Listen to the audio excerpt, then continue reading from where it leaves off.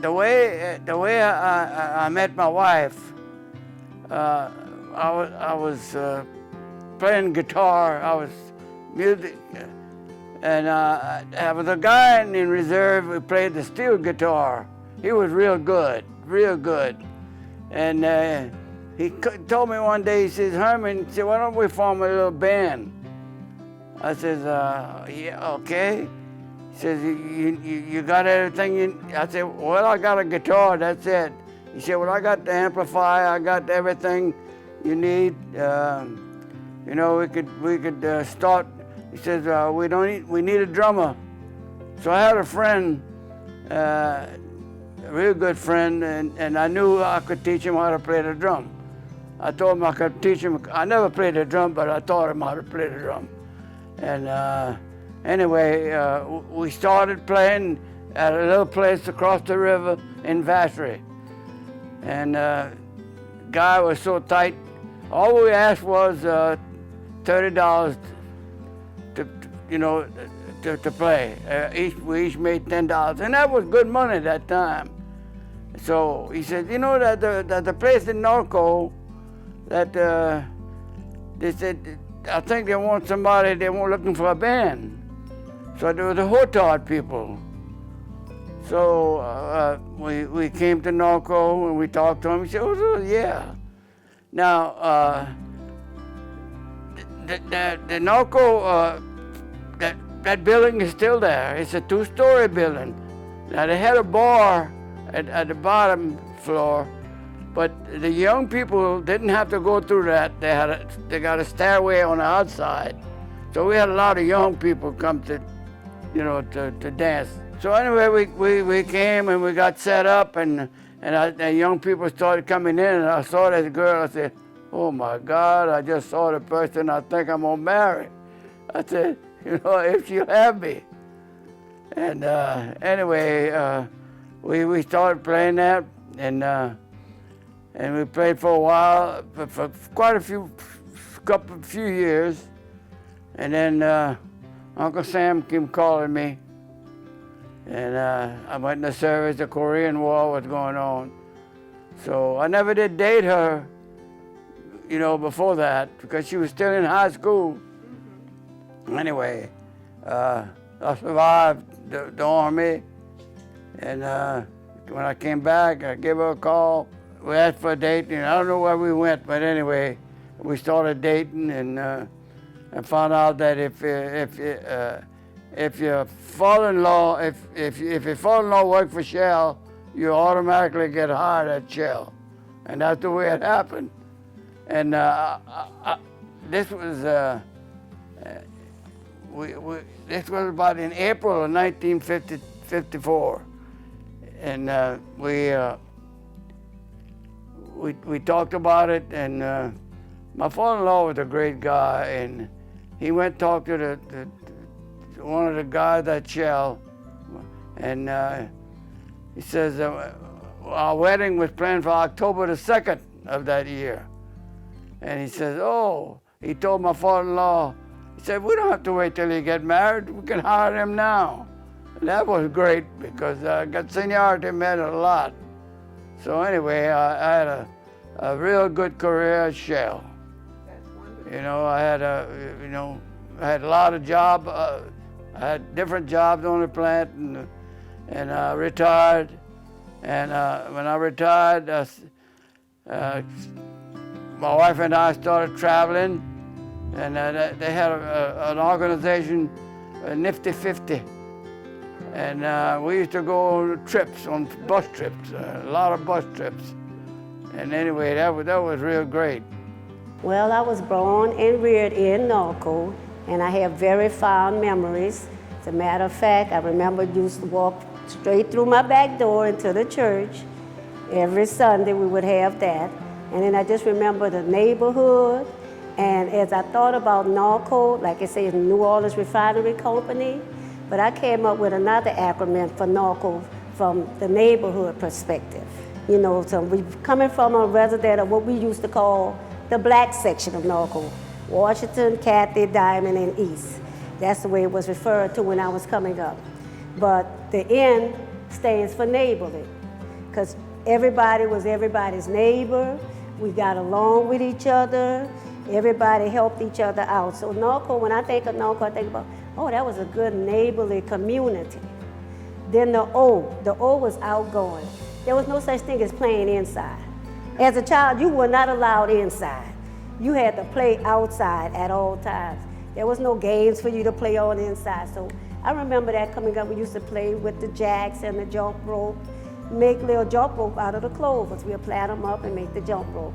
So I remember Norco as a very outgoing community, reliable. We could depend on each other. If somebody, family, that member died or whatever, you had to come together as a community and know that that person there was there, your neighbor was there. And I had neighbors that I knew we could depend on at any time. And the C was compassionate. The people in Norco were very compassionate. Like I said, if somebody is in trouble, family member died, we as children, go bring that plate to Miss So-and-so. Go bring Miss So-and-so these Tylenols or these aspirins. So we were compassionate. These were children. We learned to take care of each other, even as children in Norco. And the last one were optimistic. We knew that this Norco community was together. We were positive. We didn't let anybody intertwine with us. And I remember as going to Bethune, if somebody came in from another community or school, that was trouble, because we protected the Norco community. And as long as nobody else invaded our community, we were fine. But we held together as a community. So that's what I remember about the Norco community. As a young infant, I was born in Norco. My mom and dad lived on St. Charles Street as a young kid in a little shotgun house.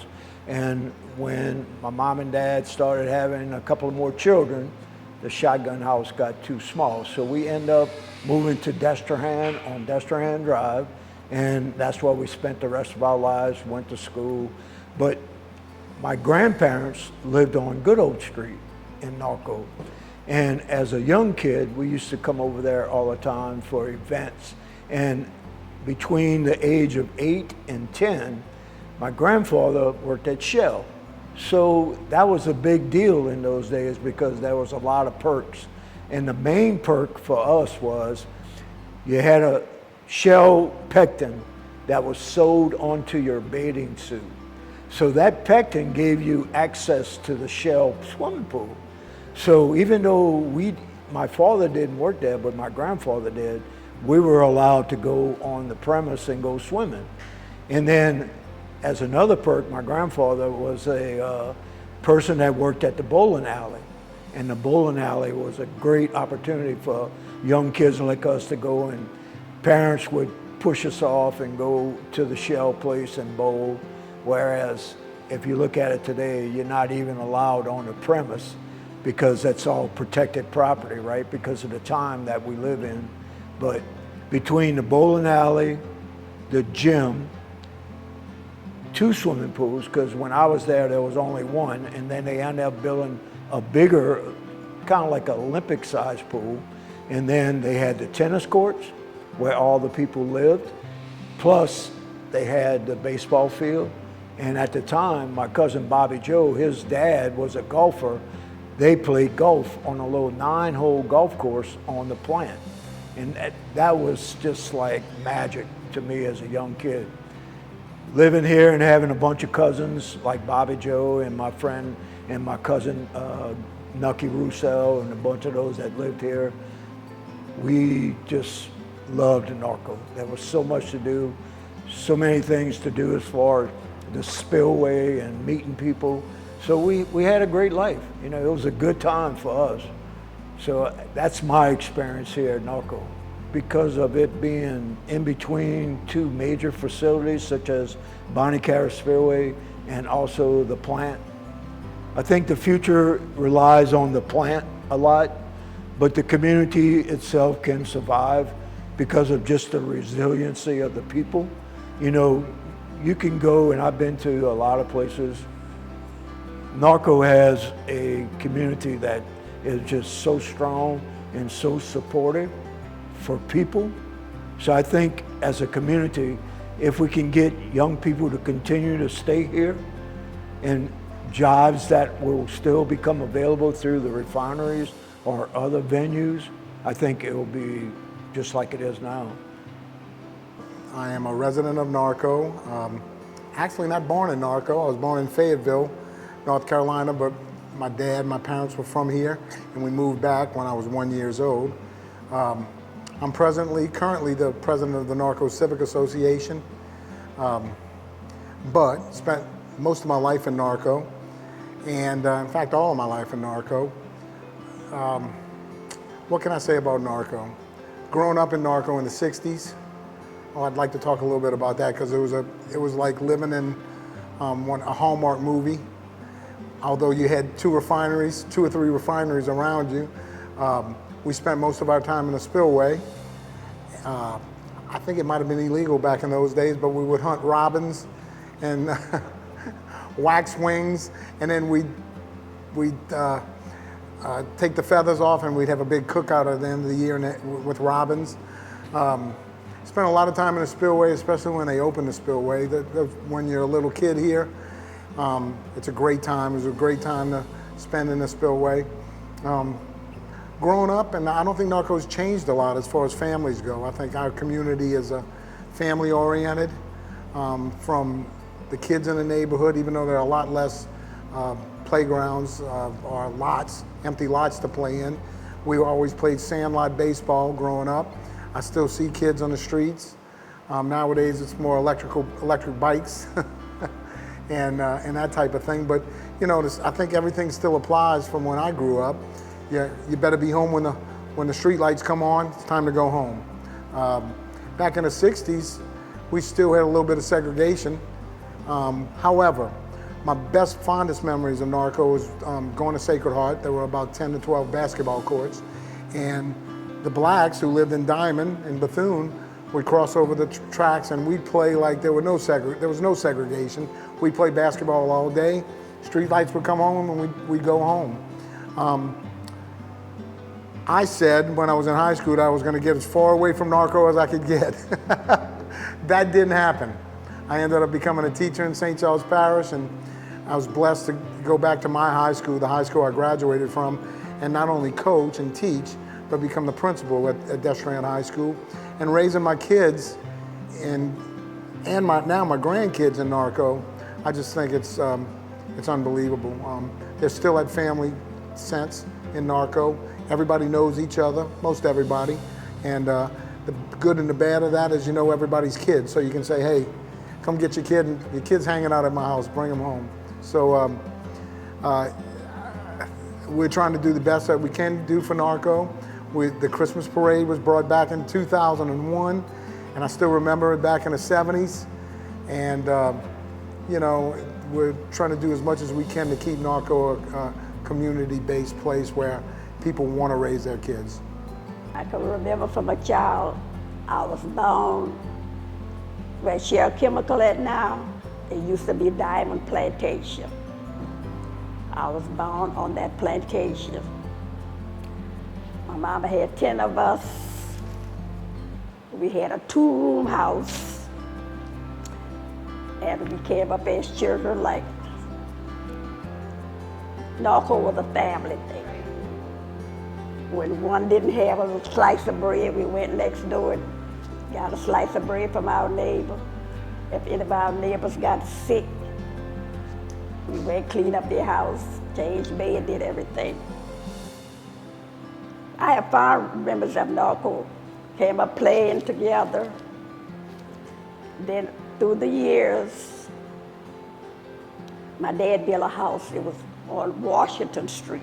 They started there in Washington, Kathy, and Diamond. So we was on Washington Street, 76 Washington Street. I remember the address. And that's where we came up at on Washington Street. My children was born in Norco. I married a man from Norco, Raymond Jones. He's now deceased.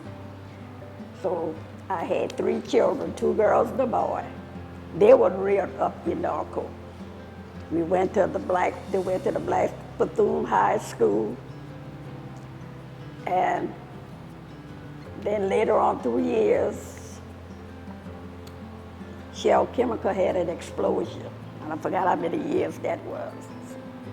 So Shell bought everyone who wanted to sell out. So I was 160. Me and my husband built a house on 160 Cathy Street.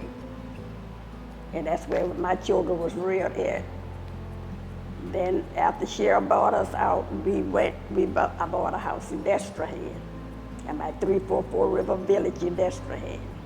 All my kids are married. I got grandkids, I got great-grandkids. And I'm still here to see my husband gone, but I'm still here. The closeness, the family, make me cry to think about it. I came here to visit my grandparents, and I got to learn about Shell and all the things that were possible that a child could use in those days, because it was like a country club on Shell. They had houses, they had swimming pools, tennis courts, just everything. And then eventually they had the baseball field, they had a place to play basketball. Then they built a bowling alley. And I tell you, people were really sick when all of that disappeared, but there was progress being made. And it also incurred fence along the river, on the levee, because of 9/11. No, we never saw a fence on the levee before. Right.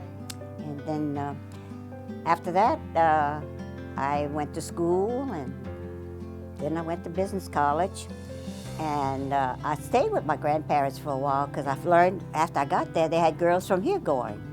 And I knew some of them, because we went to school with some of the same order of nuns, Lockport and Destrehan. And they offered me a ride, so I asked them for a ride, I'm sorry. And that worked out fine. And they even dropped off the brother. He was going to Jesuits. So it was a car full of girls with one boy, her brother. Evelyn Zimmer, you remember Evelyn? Yes. She moved away, I know, and she was the driver, and her brother, I think her brother may be a little bit younger than her, I'm not sure, because she was out of school and he was still in at Jesuits. You know, the one on Carrollton, that's where he was. So did that, and then I went back home and I worked there for 3.5 years, and then I got married. My husband came out of the Navy. He went to Nichols for a while. Couldn't do it all on GI Bill. So, and he was also doing on the side, he was working with a photographer over there because he had some experience in that area. But then he decided he wanted, we dated, and I had dated him before he went in the service in high school. And we married, and he was looking for work. He did a lot of rough things after he got out of the service, waiting for the fall to get here. But he got on at Shell Chemical, brought us to Norco, which was not a bad place because I knew all about Norco. And it worked out fine because I was able to look after my grandfather, who helped me along the way. And we raised 5 children here because he had a good job with Shell Chemical, and it provided education, health, training, and everything else that went with it, furthered their education. And we were married for 60 years before he passed. After he retired, after 33 years, we looked at 2 places, Florida and Branson. And he says, no. So we just said we'd come back here, and we traveled a lot. With the ship, year reunions, we did that the States, and then we went overseas a lot. We went to Russia, China, and lots of places, and we did the World War II memorial. But it was very educational. You learn a lot traveling. Mm-hmm. Oh yeah, you remember the houses on the plane? I tell you, in fact, I know people that lived on there, people that I was related to, because my grandmother was a Backnell, and they have a lot of those around here. And they have one of them that had longevity, that that I didn't think I would be here by now. I thought sure I'd be gone by now. But it's been a lot of learning and change. Just like they built this subdivision, my grandfather said at the time, they're not widening those streets for long enough. And when you see the concrete trucks and the big deliveries of housing material, it's just a different thing. But we have a nice church. I missed the school. My kids went to school right here for 8 years. And I've enjoyed being here because it just did a lot for us, my family, and raising my children. PJ and I were working 16 hours a day, 8 in and 8 out. And he took over the homework, and I started lunch, dinner before I left, because I had a lady that came here. And she watched my food to cook. And we had the basketball goal, and the neighborhood kids used to come play ball. In fact, one of them came here, since he's a grown man. He was looking for the goal post. Well, we had to move it because it was where the patio was built. And I said, well, I got a pole, but I don't have no backboard. But he was looking for the goal. They'd play basketball out here because they had the cement and everything, you know. There was a bunch of them, and they were all sort of I had some same age as some of theirs, the ones in the neighborhood. And they used to get together a lot. The kids would all come here. Stephen, I used to call him the little Weber boy. And he would come here. They were all here. And then Brian had all kind of friends. He played ball and all that. And it's just been, I was glad they came here. They could play all they wanted in my backyard. I mean, they were all paid for it. Whatever they did to it, it was all right. So, but I enjoyed being here because I don't think I could have picked a better place. I know I'm in between two facilities here that sometimes it's wondering whether they're going to send you somewhere else, you know, because only one time that I evacuated as far as the plant. And that ended up okay, so. But I tell you what, I don't want to leave when they have bad weather. I work too hard for this place. And it's got a lot of memories. See all my trips on the walls. That's when I make reservations somewhere else, I wanted to be able to talk to him, you know. But it's not going to be that way. But we got a lot of good memories. Now, when I was growing up, we had an ice cream parlor on Apple Street. It was called Eddie's Ice Cream Parlor. And after all, we had 2 movies that we could go to. Shell Oil had one, and then the Royal Theater had one. And that's what we did. We went swimming at the Shell pool. And every day about 2 o'clock, the pool opened up. And Rose and I would walk there from 5th Street to all the way to the plant. So by the time summer was over, we were real dark. But we had a good time. And I thank, you know, my daddy. And then my daddy was good friends with the manager, Mr. Plumto. And one day I came back, I was working for Shell, and who was in our bathroom taking a shower? Mr. Plumto. My daddy had taken him fishing, and he just was as nice as could be. I think they had a very good child, you know. They all 3 graduated from Sacred Heart School. They all graduated from St. Charles. Well, once a month we meet at the American Legion home in Norco, and we have our little senior meeting, and we play bingo and we discuss things that are on the street and what else we do.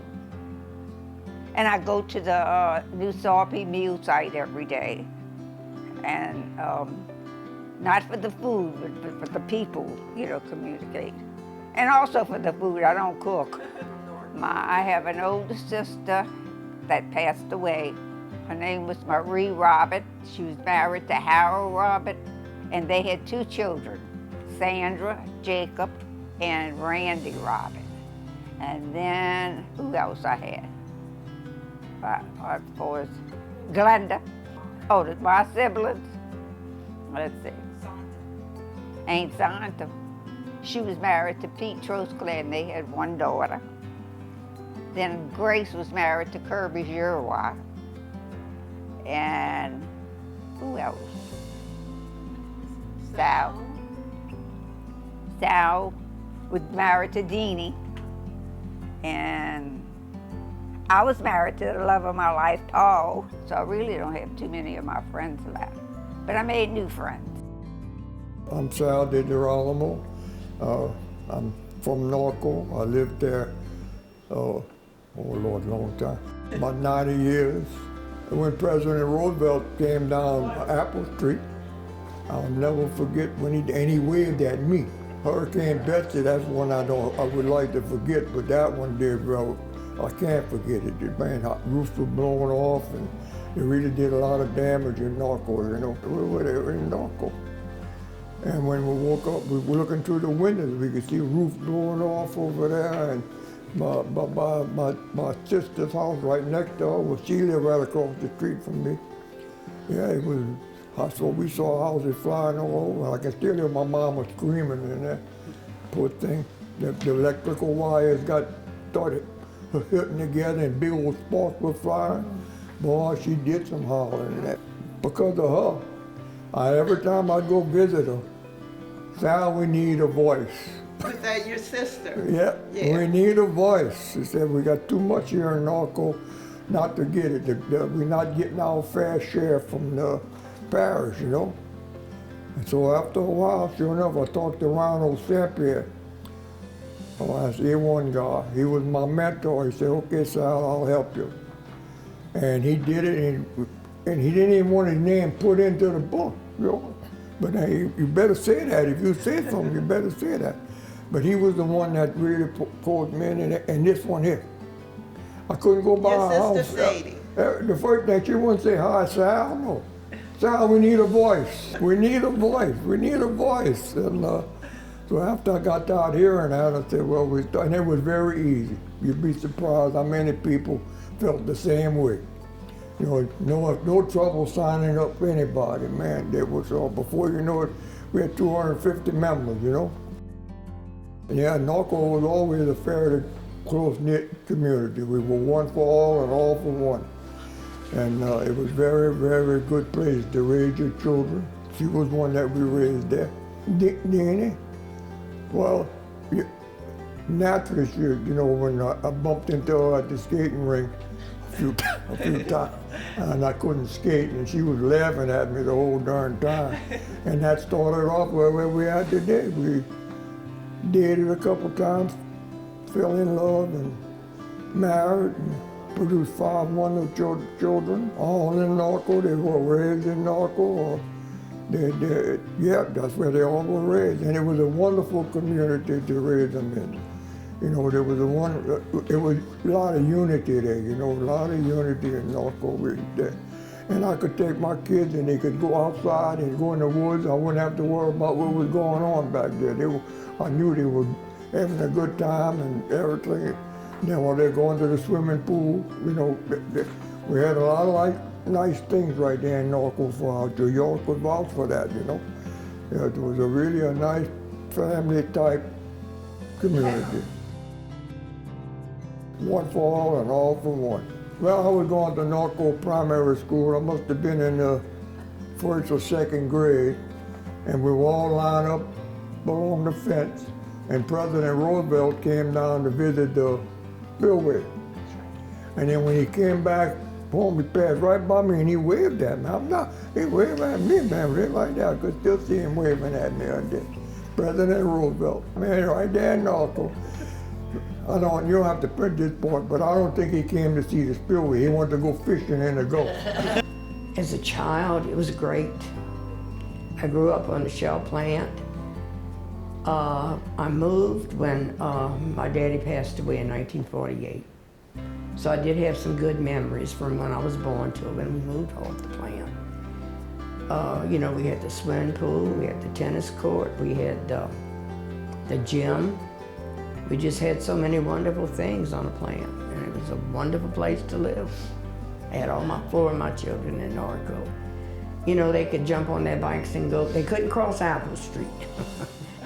That was one rule. You can go anywhere, but you can't cross Apple Street.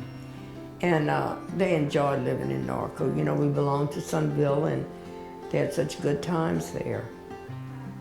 Just a wonderful place.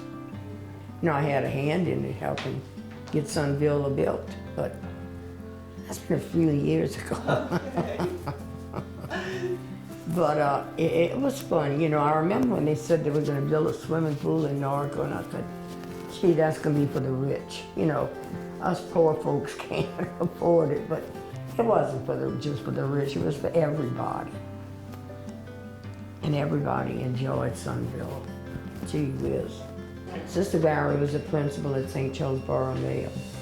And Milton worked at Pan Am in Destrehan. And I'd always go on the church steps to watch him pass and wave to him. And when she found that out, she put a stop to that.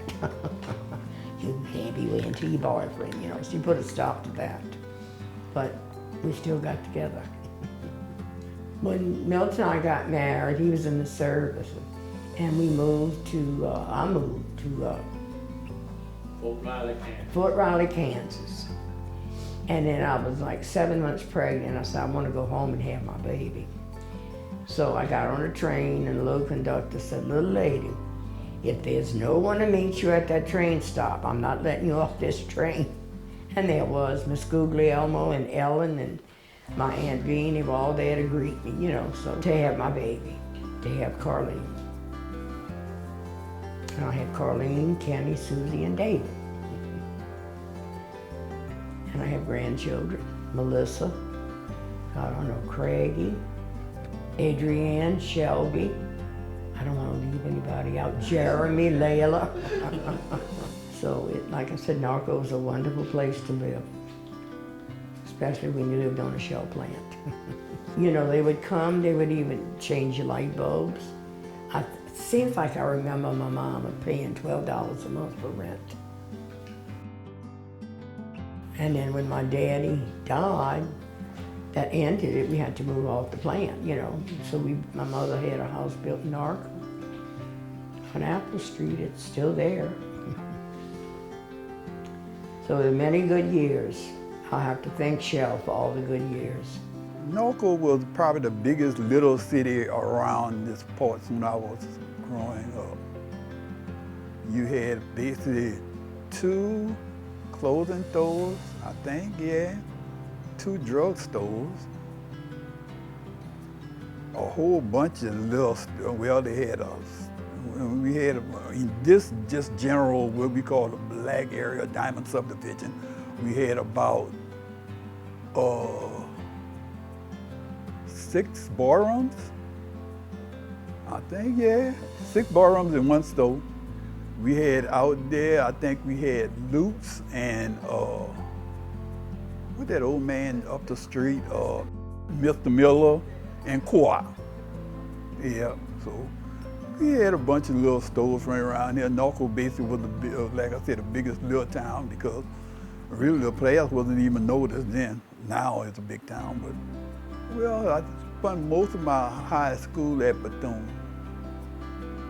The last year I went to Destrehan, and I think the principal was Dugas, or something. I think it was Dugas.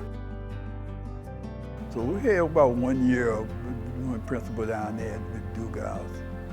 And after that, went to college.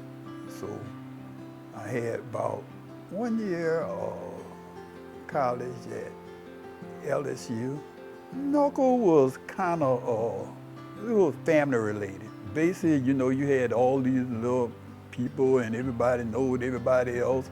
It was basically like, soon I was growing up, people couldn't do too much of nothing unless somebody called for somebody or somebody hollered, oh yeah, this one here messing up, or this child here over here doing this here. So when my children was growing up, basically you know what was happening with this one, or you know what's happening with this one because somebody used to tell you. You ain't had really too much of a problem. I ain't had too much of a problem with Mo, with basketball, because sometimes I couldn't take him, and sometimes somebody else agreed to take him. Even with Chris, somebody stayed with basketball. You know, the thing is, he had, you know, even with Chris, with coaches, like, that's why, see, because he had so many, like he had, for as soon as he started basketball, he was all-star, so that was all-star coaches. Then he was with the other people, with some other coaches. Chris was having ball almost all the way through the year. I thought he was going to be playing more ball than Mo was. But soon he got to high school, children, and I don't know, he looked like he just lost interest or whatever. Yeah, life kind of hit him side the head. Mo, well, he went from college to basketball, and well, he worked all right. So Chris kind of cooled down after high school. I thought he went to college. He went to, what they call that, technical down there in New Orleans for a little while. Yeah, 1 year. For 1 year, I think, but that's what it is. I don't think he got along too much down there neither.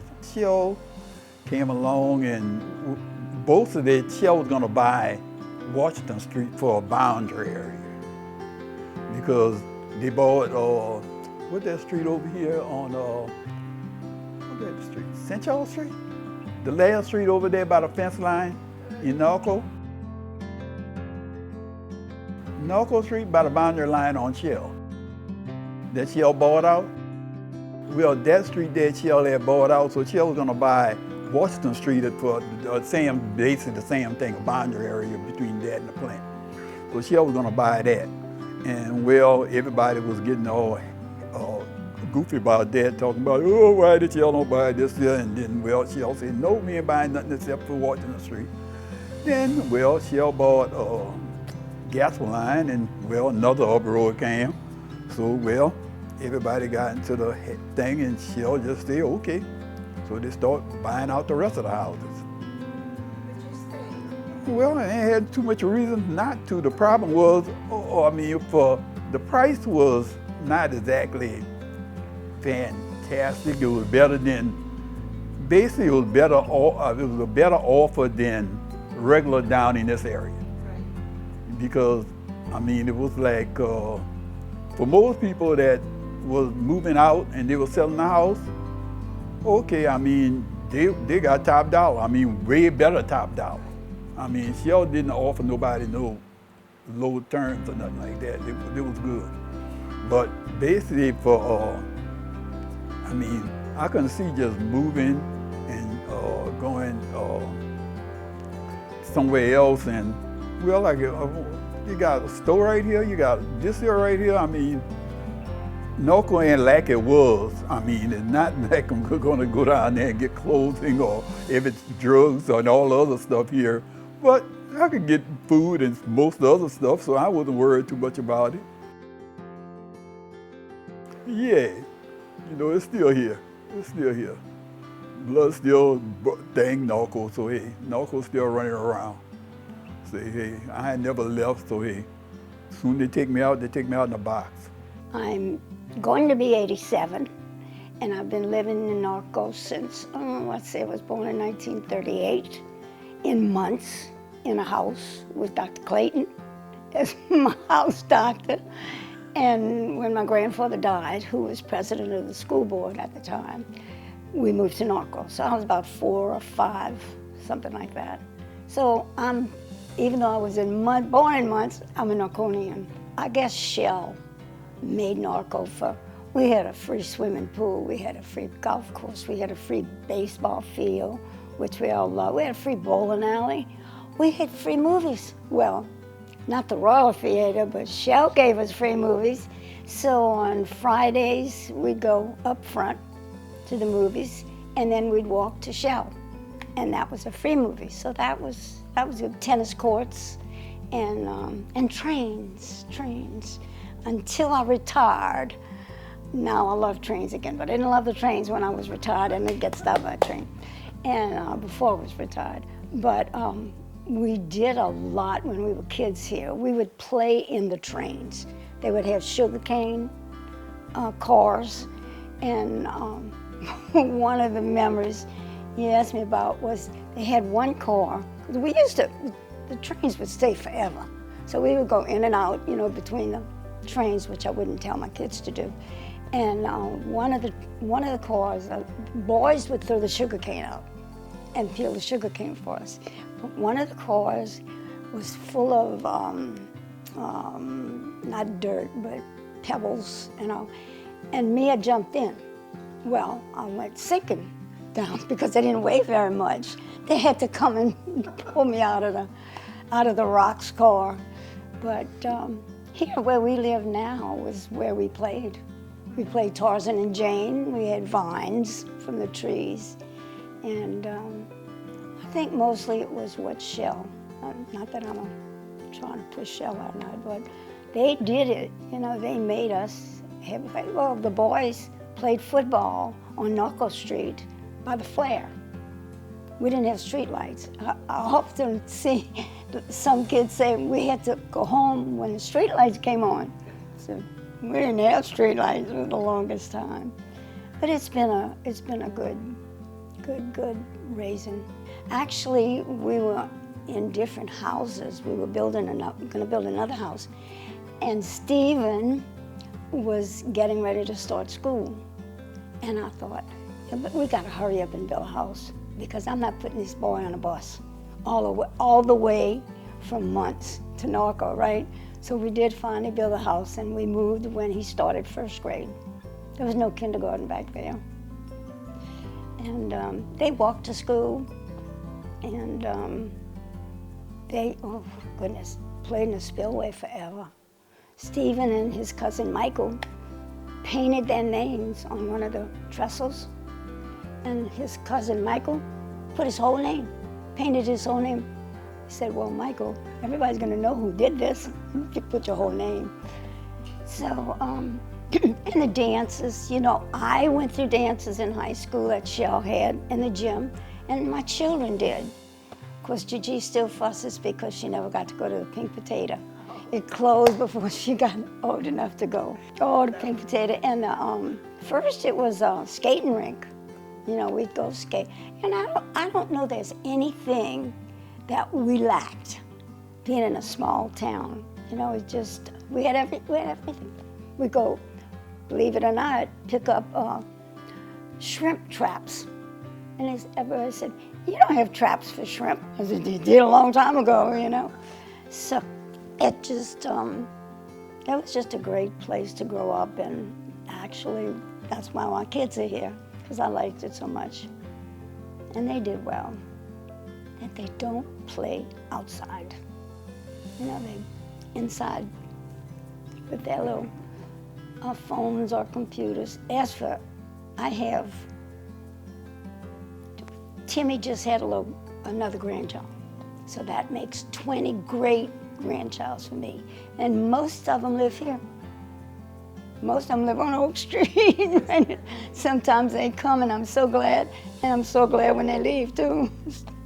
Well, most of them have pools now, but even with that, they still go there sometimes. But it's baseball.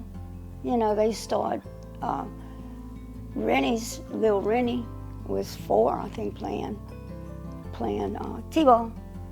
So but they don't do as much as we did. Where we live in now was where we played. You know, so all these houses took up their playing spots. But it's a good place to grow up.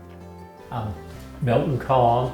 I'm originally from Paulina, moved to Norco once I got out of the service in 1959, and I've been there ever since. We've been very happy. We've had a good life, and got a lot to be thankful for. It's been a wonderful place to grow up for me and my kids. Naturally, I got involved in things that I enjoyed, and so if you want something done, you have to get involved and get it done. How I got associated with Norco was the spillway opening. We would always come down here when the spillway was open, and we'd catch crawfish, you know, and that was just a big thing for me. And as the years passed, the crawfish just started disappearing, and you know, got to thinking, well, what's happening? So I got involved in trying to preserve, the habitat, that things were changing. So that's how I got involved, and we started having problems with flooding, and so naturally I said, well, something's wrong. A little town like us, we should be able to keep from flooding down. And there was also flooding in Ormond, and here we were proposing a big old levee along the lakeshore to develop all of that. And I said, no, not only were you destroying the habitat, but you were creating problems that you couldn't even solve, with the land you have, which was above sea level. So why would you be proposing to build in land that was at or below sea level? So I got involved in the levee that was proposed along the lakeshore, and eventually got it moved to north of Airline Highway, which preserved the habitat and kept the cost, down. We would have had to put drainage, for 18,000 acres. Besides losing all of the habitat, we would have to pay to develop all of that, which wouldn't have been cheap. Well, yesterday there was the last day of the with Barry Guyot Summers, camp. So I went out there and talked to the kids, and this is just one of the shirts that we got started. And he told the kids yesterday as they were introducing me that I'm his hero. He's been at it, for 20-something years. And one of the gals that's in the home here, her grandson and granddaughter come from Houston to go to this swamp school. So I got to meet them, when she told us the story about it. But it's just that if you want to get something done, you have to get involved. You just can't let it, for other people. And it's just been enlightening trying to work with the Corps and trying to get the costs down and be realistic about that. Everybody loves the crawfishing and the shrimping, and I just wanted something that the next generations can enjoy what we had. I mean, gee whiz. That's just a natural thing to do.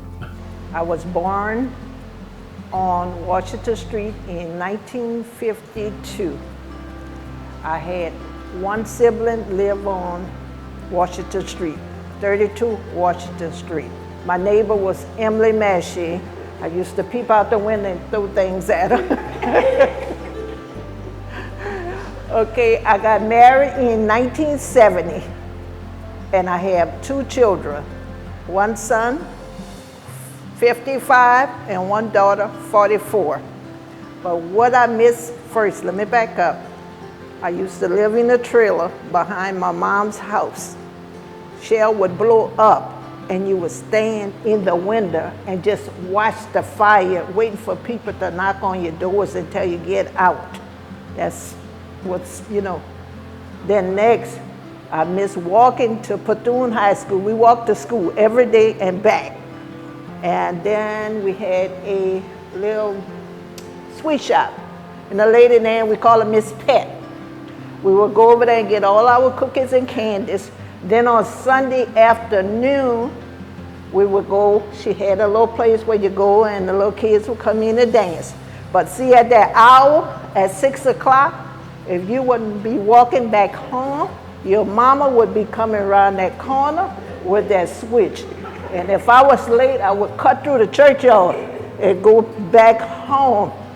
Then after that, when Shell purchased the land, what I missed, we are scattered all over now. We are not like a family. Because during that time, you would go from door to door, door to door. Holidays, Christmas, Easter, we would get dressed after we leave church. We go to the door, knock on the door, come on in, what y'all want to eat? And eat everything that they had, but missing Norco. But we still here. I still attend Greater Good Hope ever since from a little girl. It's growing back up now, yes, but I miss, even me relocating, and I have a better place, but I still miss the community, the tightness. My mom and dad were from Norco. My dad grew up several places, from the plant on through Pine Street. My mom on St. Charles Street. I actually grew up in Destrehan, but had many, many friends in Norco, many roots in Norco, like I said, from my grandparents living here. And then also my mom and my aunt owned a beauty parlor, Curler's Corner on Apple Street. Many people know the area, Todd's Cream Shack, Miller Store. So, you know, spent a lot of time in Norco growing up, even though I was from Destrehan. And everybody from Destrehan actually wanted to live in Norco because all the things they had going on, whether it be you know, the Sacred Heart Fair, Sun Villa Pool, the Spillway, and all those activities that were out and associated with that. So very, very familiar with the area. And then when the new subdivision, the Highland Estates subdivision became available when I was newly married, we jumped on an opportunity to get a lot there to come back to Norco, where I guess basically my roots are from. So I did go to elementary school at St. Rose Elementary, St. Rose Primary, then through Harryhurst in Destrehan. I was kind of right on that dividing line in Norco and was a little upset about that, but that's the way it kind of drove folks from the Destrehan area. But with that being said, I mean, obviously I've gone through the public school system all my life, as did all of my kids. After graduating from Destrehan, I went to Louisiana State University, but came back and taught and coached at Destrehan High School. Then I was assistant principal there, and then started at the school board in 2005, working my way through safety and transportation and child nutrition, through the construction world and such. And now I'm currently the assistant superintendent of operations for the school system. But my ties to all the schools, and particularly Norco, are very close. Being, like I said, I live just a couple, well, I can see my house almost from where we currently sit at the library at Norco Elementary. All of my 3 kids went here from pre-K all the way through, you know, 5th grade before they moved up throughout the school system. Over the years, I've been involved in pretty much every project at Norco since 2005, whether it be renovations, covered play areas. This building we're standing in right now is a new addition. Most recently, we just completed a major solar panel project in conjunction with Shell Norco, our partner in education here, in which we have solar panels that feed the whole school, and actually we get some payback from those panels and the energy that we produce here. So real strong connection to the schools, the community, and then Shell Norco, our business partner. Kind of seeing it from my eyes as a kid, and my grandparents being here, and then my parents, and then, you know, I guess you'd say the older generations, the more seasoned generations, is that, you know, you kind of see that revitalization of Norco, the influx of, I say new families, but it's mostly kids of people that lived here all their lives. But you see, you know, older houses getting renovated, pretty much any piece of land or grass that's left, new houses popping up. So you really see, you know, that revitalization of Norco from the home perspective, and the newer families coming up, which is exciting. You know, we talked earlier about kids and such. I have 3 kids in college, and I don't think any of the 3 plan on going very far. In fact, they'll probably all be vying for my house at some point in time. So just exciting to see, you know, the rebirth, the revitalization of the area, going to the, you know, Apple Street, River Road corridor. I mentioned that, you know, we worked on those projects with the River Parish Planning Commission, Norco Civic Association, all the good things they're doing to bring back the town square, revitalize some of the older buildings and shops along the River Road and Apple Street corridor. So just seeing all that come back through a new generation's eyes is exciting, and then I think it's sky's the limit. Yeah, I was born and raised right here in Norco. I lived in here almost my entire life, maybe 3 or 4 years I lived in Metairie. But I got to start off talking about music, since Herman talked about music. Okay. I have a history at Old George too, where he used to play. And that's where I actually first got introduced to the way teenagers danced at that time. There were some girls local girls from Norco who used to go there. And me and my good friend Wayne Brady and Sidney Chauvin, we used to go up there upstairs, and they taught us how to dance in the modern way, you know. Never looked back. but I had to mention that since it's a part of Herman's history too. He was still playing music when we used to go there too. We used to be some of the people who were dancing. So, but anyway, talking about, I guess, the person I would say who was the most, how would I say it, who had the most influence over me growing up. We had a priest here in Norco. All I knew him about was Father Richard, because in them days you didn't even ask a priest his first name. Right. But he was a big influence on us. He always did things with the kids. He would take us different places and play ball with us and everything else. And he was just like a pal. I'd say, you know, he was one of the biggest influences on me. Now, as for my childhood, I had one of the strictest daddies, I guess you could ever say. And I was always so afraid not to be home when he got home from work that I had to make it my business that no matter what I was doing, I'd better be home after 4 o'clock when my daddy got home. He'd want us to cut the grass or help with the animals, or he used to raise cows and pigs and chickens and all that. So that was my childhood. A lot of that was taking care of stuff around the house. And right behind our house was all pasture land. Our house on Clayton Drive was the last street that there were houses on. There was nothing between Clayton Drive and the spillway except open pastures. And my dad and Mr. Alvin Gilry used to make enormous gardens. I spent a lot of time working in those gardens, picking potatoes and corn and everything. So that part of my childhood was good. I never regretted those days, you know. My youth was spent with Norco's or Shell's summer program for kids. We had Mr. Hubert Schurz, who Shell hired to be the manager of the summer program. And we'd play baseball and go swimming and everything, all kind of activities. The Shell, everything was Shell at that time, Norco. Shell they had everything. We had everything because of Shell. The biggest event of the entire year in Norco was the Shell Plant Day, and I'm sure you remember that. That was just everything good. The thing I can remember most was some of the guys in Norco spent the entire day at the beer booth. Okay. Boy, I mean, the beer would flow freely all day long. And that was just the biggest thing of the year, Plant Day, you know. One part of Norco that is gone forever was the ice cream parlor. You were probably too young to remember too much about the ice cream parlor. Right down Apple Street.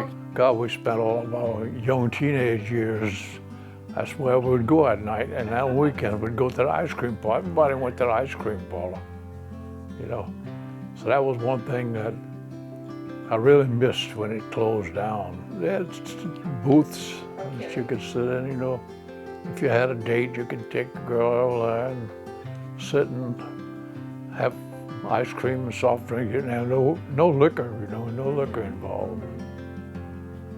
So that was a great place, you know. And at that time, Norco was the hub of everything. And I really missed that. And I think that the young people today will never know the times we had here in Norco. But I wish they could. I wish they could have some of the memories that I have of Norco. My name is Tyrone Scott. I am the son of Harry Scott Sr. and Sadie Mae Bailey Scott.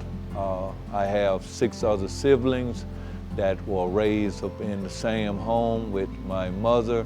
My father died actually when I was 8 years old, and I've been a resident of Norco mainly all of my life. My fondest memories of Norco would be that the fun that I had growing up among my siblings, because during the early times of Norco, when I was growing up, Mo's family, as the others had said, were closely knitted, and a lot of families lived in what was referred to as shotgun houses. So actually my family, my mother, two sisters' family, all were reared up in the same yard, so we was actually to have great fun. And also a thing about the neighborhood was that most families wind up living in close proximity to one another, meaning that it would have me, my family, and my mother and her sister, and then up the street they would have my aunt, and then down the street they would have my uncle. So the most streets were family orientated, and the whole community raised the children during that time. So it was very loving, it was very caring, and that's what I remember and loved and enjoyed about the community the most. But other than that, when I think about the community, primarily we stayed within this area. During that time, this area was referred to as what is known as the Diamond, or some would even refer to it as what was called the black section, where most of the blacks had their residence at. All the way up into the time of integration, everybody attended the school, which was right down the street, which now is being renovated to be the community park. But actually the school was named Mary McLeod Bethune, and that's where everyone attended. And at the time of integration, most people, according to what class they were in, were either transferred to Norco Elementary, or either New P Middle School, or either the old Destrehan High School. But as it relates to even the relationship between blacks and whites up in this here particular community, which is called Norco, for my most understanding and remembrance, it always seemed to have had a good relationship. I never remember where it was any like real racial tension or anything like that, because generally we would have to go into what I say would be called the white section, which most of the stores were located, stores which many people don't know of, Paul Richards, Ben Franklin, Handy Pack, Western Auto, or the old Co-op, or either the Miller store. And at that time it was not named the name that we have, not a Norco Farmers Market, but they actually had Loops supermarket. So we would have to frequent there like almost every day. If your parents didn't send you, one of your aunts sent you, or somebody in the neighborhood, because they had the right to do that, to stop you from what you were doing and say, hey son, I need you to run down to the store to get me something. And so we was raised to respect our elders and all in general. So that's what I remember, that it never was a lot of racial tensions. As a matter of fact, I had became very close through integration with many of my white friends, which still live in the neighborhood, or if they don't live here anymore, they have moved on to other things. But that's what I remember about the community. It would hold a Christmas fair every year, and everybody would gather, which would be a big activity, a big event, and that's what I sort of remember about it. Now, as so far as the church, I always remember the church as being a refuge. So that during the time of Bessie, when I was real small,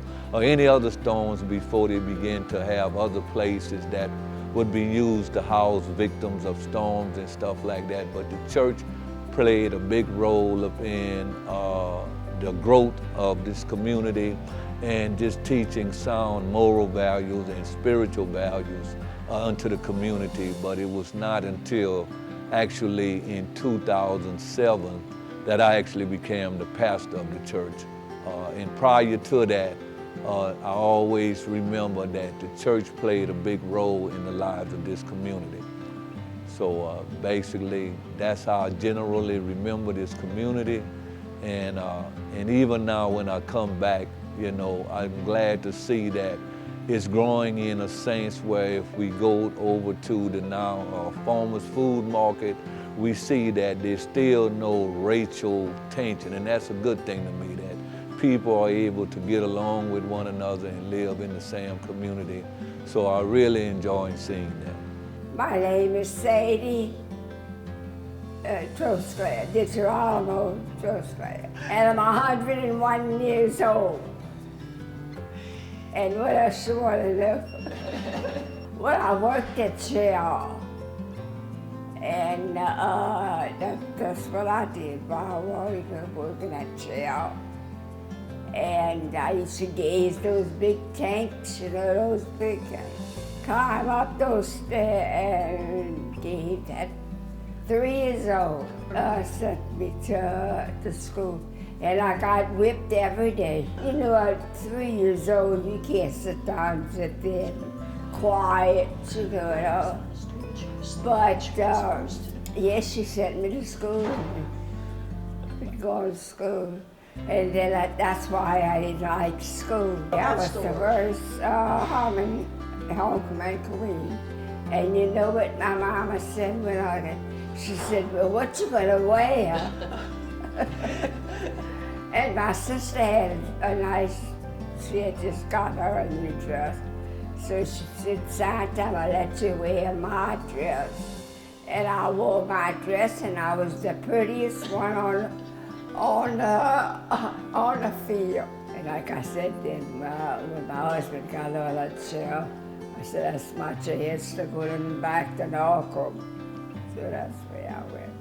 Some of my best memories I could think of back when was taking a shower on the refinery in the bathhouse every night as a young kid. With all the kids in the family, we had one bathroom.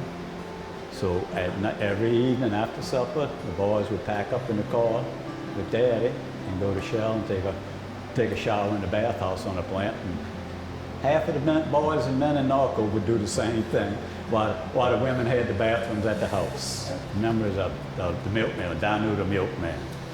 Passed by while we were waiting for the bus, and he'd either give you snowballs to eat while you were waiting, or he'd throw them at you. I still remember that to this day. That was fun times. Now we had, growing up as a kid, lizard hunting.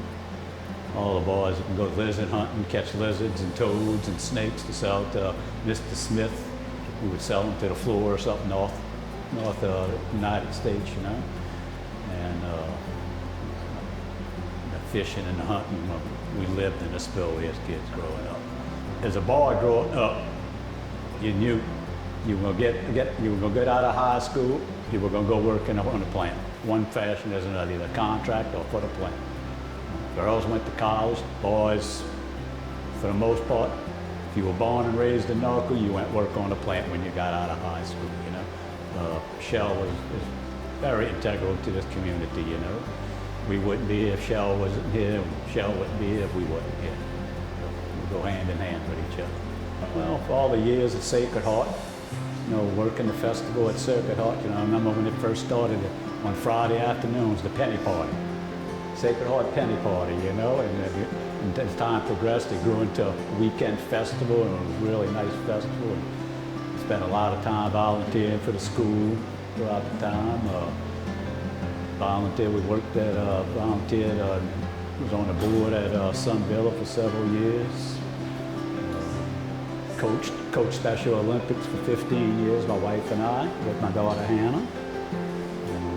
That was fun times. Now I'm on a civic association trying to make Norco better if we can possibly do it.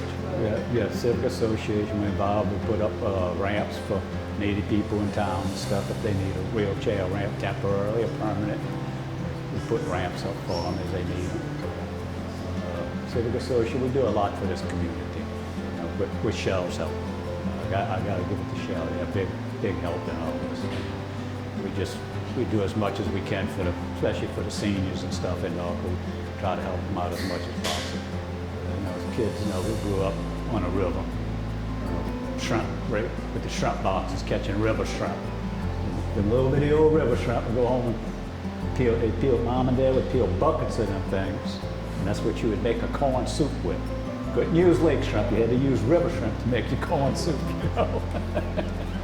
Stuff like that. Catching crawfish and stuff like that. You know, we just, Norco is still a great town. You know, back then it was, you know, laid back, it's safe, it's peaceful, no crime at all, nearly no crime. It's just a great little community. I was born here in Norco. I'm the fourth of 7 children, the baby girl. I loved growing up with a big family, and it was just nice to live in this little small town when you were growing up. We had built-in playmates, and besides the playmates in the house, we had so many neighbors, and they were all the same age. You always found somebody that you can go play with in the neighborhood. And you knew where the crowd was, where you saw the bikes parked. If you saw the bikes in the driveway, you knew, okay, everybody's in their backyard, so you knew you could just go walk into their backyard. You didn't have to ask if you can go join them. You just went. That's my favorite memories of Norco, growing up and going to Sacred Heart, where we met so many people. We stayed together for 8 years. And I just remember all the wonderful teachers and priests and nuns that we had, from Father Fourcade, Father Welsh, and Father Haggerty, and Mother Jean Therese, Mother Bertrand, Sister Ann Catherine, our first grade teacher. I think they made us who we were, and of course your mom and Miss Jackson, Miss Billings. We had some great teachers, Miss Owens. We really had some great teachers. We did those big plays. They had the oratory contest, and I did win the penmanship contest, and so did my sister Jan. She always won for her age. Yes, they would hang them up on the wall. Yes.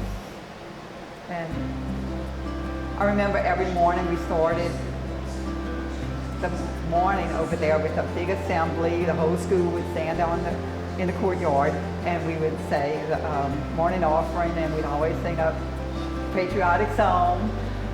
And the 8th graders had to lead it. I do remember that. And I remember you and I would always sing the Grando flag because it was low key. And I do remember the playground when we first started was all on the cement, the merry-go-rounds, and they had 2 giant slides that were on cement. And Jane LeBlanc fell off of the slide and broke her arm, and that's when they removed the slides. You know, I left at 17 after I finished school and never really came back. But I miss that my grandchildren and my children never got to experience the small town living, because there's something special about it that they'll never understand. You know, they can't just go ride their bikes safely in their neighborhoods anymore, and we got to do that. We ride to the library, we ride our bikes to, Paul Richards and the fabric shop and all those stores that are no longer there. Well, I guess it starts with my family. My mother and father grew up 2 houses away from each other on St. Charles Street in Norco. And so my parents knew each other and they married. And we were very fortunate because Sunday was Grandma Day. We would go to one grandmother's house on a Sunday and spend part of the time there, and then go a couple of houses away and visit the other grandmother. And Sundays were very memorable because I had a lot of cousins that lived there, especially on my mother's side. And the dads would drop off the wives and all the children at Grandma's house, and they would go to Hotard's Bar, which was in the same block, and that was run by my great uncle Placide. So they would go play cards and drink beer, and then pick up the family when we were ready to leave. We're all baby boomers, my age, and nearly everybody I was friends with and went to school with had a sibling same age as one of mine. So all of us were very tightly connected through families and siblings and younger children, older children. So I remember everybody knowing everybody. I remember Norco being a community, a very vibrant community. And of course, Shell was our country club. I won't go into that. I think a lot of people have talked about that already, but that was our social life. That's where we went to do things that we would not have been able to do, like learn to dancing class, baton twirling class, the pool, everything. And then, you know, everybody you knew had some connection to Shell, whether their family worked for Shell or they were connected to Shell in some way. And there were very few that weren't. So Shell played a big part in our lives as far as social life. Well, everything looks smaller now that I'm older. My memories are quite different. I think it's, Norco's still there. It doesn't quite look the same as it used to look. And of course, I don't live there anymore. I haven't lived there since I was 19 years old. But of course, I used to go visit family, and I still go visit family. But it's different. It doesn't coincide with my memories. And I remember it being a very safe place to be for children. I rode my bike everywhere. I would ride my bike to the Shell swimming pool or to the library or, you know, to my grandparents' house. It was a very safe place for children. And we went to Destrian High School, which was a great school. You know, everybody matriculated through grammar schools and then Destrian High School in our family. So that was very much a part of our lives too. I'm Bobby Otard, the third out of 7 children. Yes. And grew up right here in Norco. We grew up right next to the river. Of course, we did a lot of fishing there, and of course, shrimp. Probably learned to swim in the river before we went to the pool. So the spillway being right next door, you had to fish, you had to hunt, and it provided food for the family. Well, to feed 7 kids, you know, it supplemented for sure. Just making a lot of friends in school, playing ball, you know. On empty lots, we had games you wouldn't believe. Kids from blocks around came, and it was just like a pro game almost to us, and it was just wonderful, wonderful. Everyone knew where everyone lived, pretty much. And I can particularly remember Sunday mornings. And of course, everybody went to church, and the barbecue pits would crank up, and there was smoke everywhere in Norco from the barbecue pits. It wasn't the refinery smoking, it was all the barbecue pits. The refinery, that's where the work was. So. And that's where I wound up working for 31 years. I'm born and raised out here in Norco. I love it. I love it out here. Norco is just home to me. It's just, and I grew up here at the Shell refinery right there. We had, we talked about, I think y'all may have talked about the golf courses and stuff and swimming pools and all that. I remember I had my swimming lessons at the pool. I can remember holding on and kicking. I forgot who it was. Bartholomew. And Mr. Bartholomew was one of the swimming instructors. I don't know his name. But they had diving boards, a high diving board, a low diving board. You used to have to shower before you went in the water. They made sure you did that. All the lifeguards when you come in. And getting back to that, we used to ride our bikes through Shell, through Norco, ride our bikes and go put the bikes in the little bike stands and everything, walk in. Them lifeguards would tell you, you gotta go shower before you get in the pool. I'd never forget that. Oh yeah, just in the bowling alley. I used to work at the bowling alley. And you know, when you throw the ball and all the pins fly all over, and they used to have, and when you worked back there, it was kind of dangerous back then, because the pin would fly all over, and we had to put them up by hand. And they had little spots where you put them at 1, 2, 3, and all that. And the movie theater, that was something else too. They had a gym, and then the baseball stand, they put Norco, the Norco Elementary School, the baseball, what you call it, how would you say it? The bleachers and stuff. Yeah, it was steel. It was a big steel building. I mean, it was a big operation, getting it from Shell to here. And talking about moving stuff from Shell, a lot of houses they moved from Shell. Russell Guidry's house, I never forget that. Russell lived right down the street. They moved. They got a few houses that I'm not too familiar right now where they are or if they're still there. But I remember them throwing big houses coming down the road. They used to have them parts of a house too, not just a whole house. They'd move a part of it at a time. Then they'd put it together with it. Well, it was just, and then I'll never forget this, Apple Street. They lowered Apple, I don't know what year it was, but I can remember, I don't know if they did it, if it was a drainage thing or what, but they lowered Apple Street, they closed Apple Street, they dug it down about 3 foot, I forgot what it was. And, but anyway, I got a vivid remembering of that. Oh, my teenager, the pink potato. The pink potato. Oh, that was right across from the Bank of St. Charles. I'll never forget that. And the Bank of St. Charles is still there. But I used to work, not getting away from the pink potato, but I used to work at Norco Gas and Fuel across the street. I used to work upstairs. In fact, it's a new building now. They tore the whole building down. And D.D. Freeland, boy, he was a handful.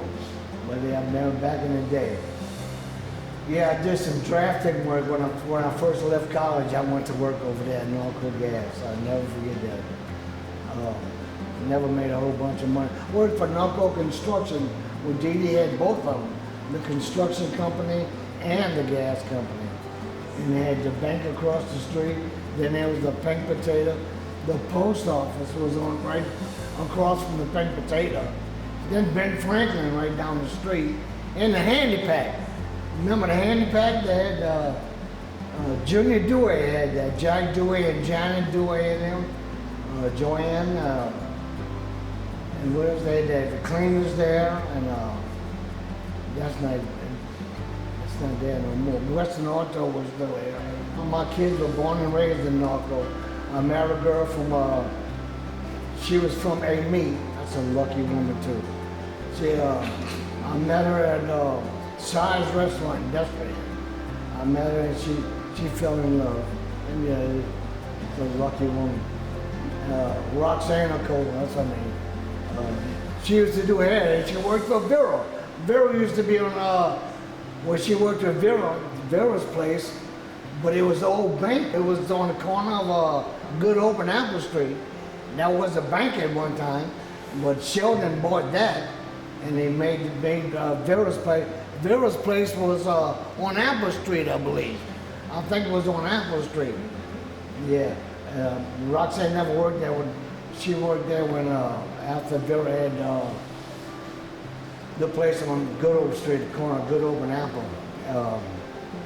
And the drugstore right across the street. Dr. Alleman right next door. Remember Dr. Alleman's office? Dr. Landry across the street. Ned Laurie, I believe, was a pharmacist right there across that Norco Pharmacy or whatever it was, yeah. And the Royal Movie Theater, boy, I had some times in there too. I had some times in there. Yeah, but Lee Brown used to walk around, you used to be over there hanging around with your little girlfriend, and Lee Brown would be, oh, cut that out, cut that out. I can ride around Norco and I can just, if somebody's with me that's not from here, I'll point things out to them. You know what they used to have here? You know what they used to, guess who lived over here? You know, you'd never believe them. And I keep them when they took Sun Villa. I remember Sun Villa when it first opened. That field, that was just an open field back there. There's nothing, got some nice homes back there now. You need money to live there now. There's so many memories, I've got so many memories. I can keep you here for a long time. My name is Daniel Collins. I have the privilege of serving here as the pastor of First Baptist Norco. We've been here since 1936, and it's just a privilege to still be here in this wonderful community. So I started here on staff at the church the day after lockdown ended in May of 2020. So got a great introduction. Things were so different back then. We were in and out of the community. But I had the opportunity to start serving as the pastor here the day Hurricane Ida blew through. So August 29th, 2021, I took over as acting pastor. And it was an interesting time because the community was still going. We were still recovering from COVID, and then all of a sudden we had a major hurricane that just devastated the community here.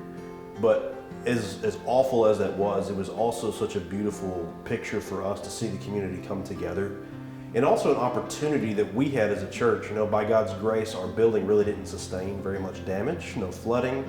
So we were able to use our facilities and some of our connections around the country to be able to serve the community of Norco, to be able to set up and distribute toilet paper and paper towels and diapers and food and water and all kinds of things. Just to see the impact, but also the way that communities come together and people grabbing things for their family and their friends and the elderly that they know could not get out to go get the supplies that they needed. And we've been here since 1936. It started in the basement of the old Norco school on Apple Street back then, and God's been gracious to give us almost 90 years here. And it's just an opportunity every Sunday to be able to gather together to worship. Not only that, to love on people, to get to just have friendships and to care. Not only that, but we get to go and serve and be the hands and feet of Jesus. We get to go serve the homeless with some other incredible Norconians down in New Orleans, to also be able to do things here in Norco, like block parties and other events for children, and likewise. So it's a beautiful place to be and to serve. I was born in 1949, and I left for college in 1967, got married in 1972, and moved to Laplace. So from birth until 72, it was in Norco. Well, my dad didn't work for Shell, so we didn't swim at the pool. We swam in the ditch in front of our house. We walked down to this little grocery store right down the street. It was in a garage, Cohen's Grocery. They had the best Halloween candy and false teeth. And we walked there all the time. We could even walk to the Co-op, which was one of the main grocery stores there at the time. But those were all things we did. We had a big yard. We played in the yard. We always had family over. So it was always a good time, a good fun time. It was during Hurricane Betsy. I don't remember what year that was. It had to be in the late 60s or early 70 because I was home from college. And there was a man across the street. I think they called him Shimmy. And the eye passed through Norco, and when it went past over Norco, Dad went out and Shimmy went out, and they met in the road. And Shimmy told my dad, oh my goodness, he was as nervous as a whore in church. My dad worked for Mr. D.D. Freelou. Mr. Freelou had Norco Construction and Norco Gas and Fuel. And my dad did all of the bidding and everything from Mr. Freelou for Norco Construction. In fact, when he and Mom got married in 1940, they moved into a little small shotgun house on the side of where I grew up. Then when Dad started working for Mr. Freelou, he built the first cement block house in Norco. And it stayed with them until the shell explosion, when the house was not damaged, but the window, their bedroom window, which was a double window, fell on top of them. And then that's when Mom said, I'm never coming back to this house again. And they didn't. They relocated to Laplace. I remember the doctor coming to the house. We didn't go to the doctor. Dr. Landry came to us. I remember Danu the milkman bringing milk to the front door. We didn't go to a store for that. I remember Cox Meat Market coming down the street. I remember this old man, and he had an old truck full of fruits and veggies, and he would come down the street. You could hear him coming. He would holler, ladies, we have bananas, we have watermelon.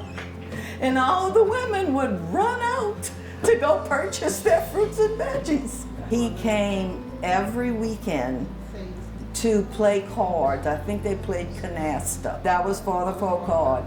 They went on vacations together. he gave me a bottle of altar wine as my wedding present.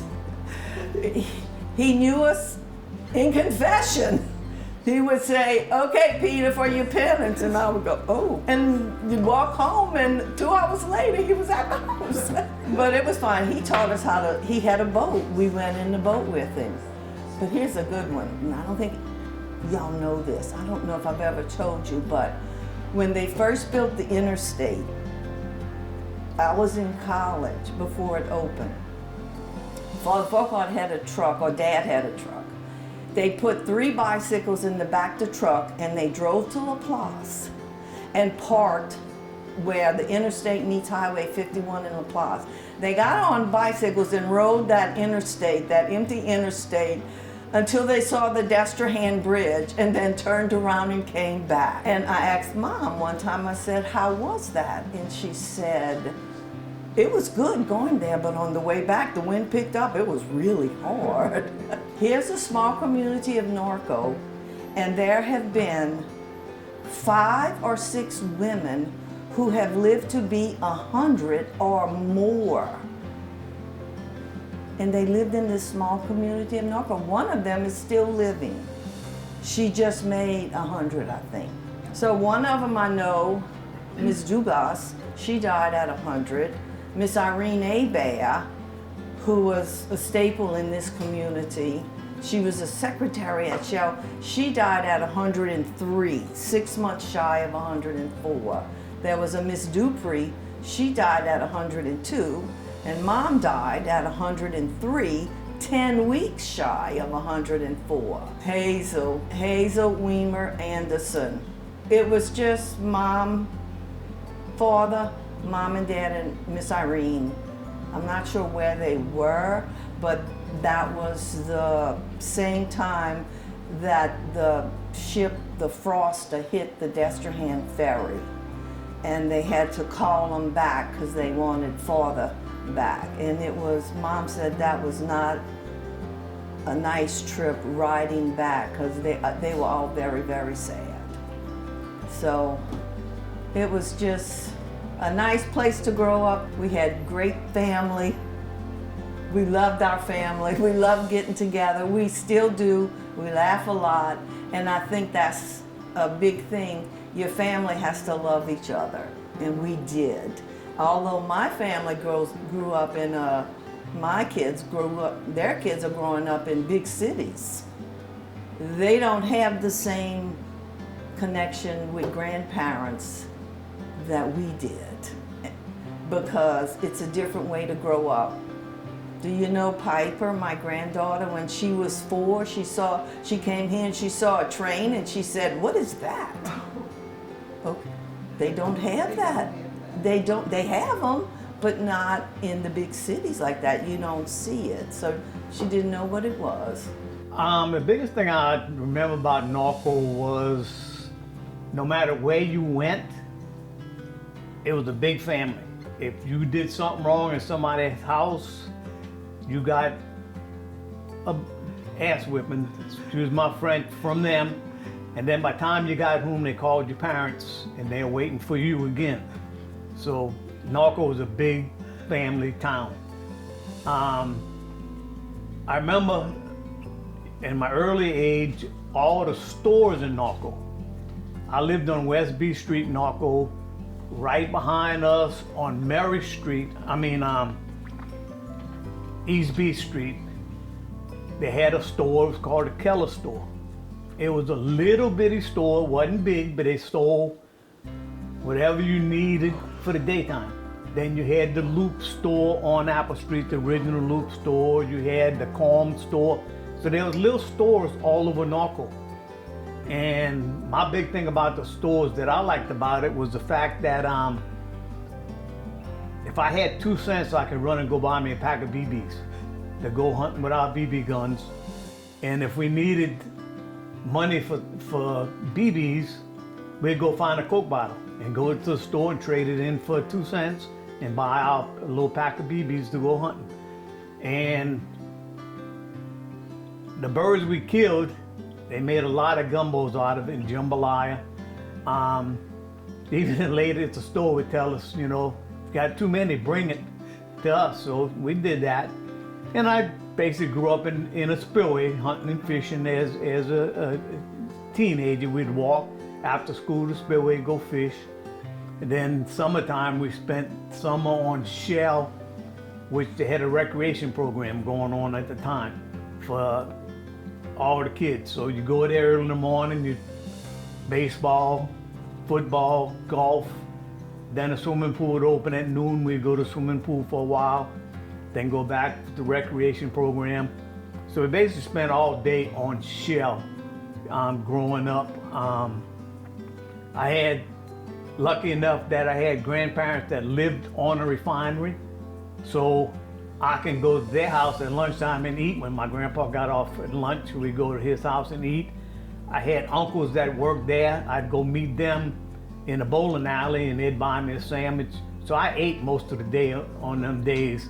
My parents grew up, my daddy grew up in Ohio, my mama grew up in Taft, Louisiana, and the way they got together, my daddy was doing the service, was actually a guarding the refinery for the service. And they used to have USO dances around, and that's how I met my mama. And they used to play baseball and softball on the levee. And the plant manager saw my daddy and a few other people playing ball and told them, so look, after the war's over with, y'all want to come back, we'll give y'all a job to play ball with us. So he did that. He played basketball, softball, and baseball, and traveled all over the United States playing ball for Shell. You know, and like I said, as we grew up, the spillway was our biggest thing. And, you know, everybody rode bikes. We went from West B Street to the Shell with our little golf cart.